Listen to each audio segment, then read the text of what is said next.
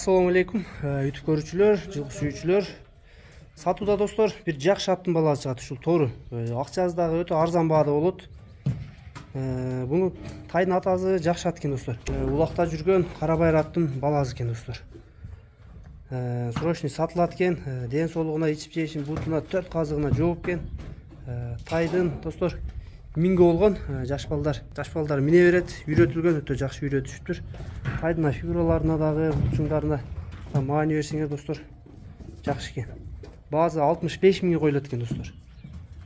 Тайдын арзанын сурадыңар, арзанын чыгардык достор. Баары эле кымбат дейсиңер, мына жөндөбү дагы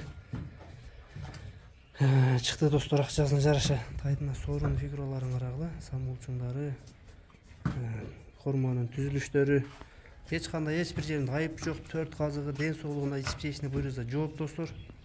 Кашказ барбы, жокпу? Бар, кашказ, точка кашказ барбы? Точка кашказ бар экен, кечине достор. Үлкөн кетип калды, бир мингизип койсогон жакшы болот эле. Минилген тай достор, кыскасы. Сорларын карагыла, сорунун формалары. Ай жаныбар. Турушу да өтө жакшы достор.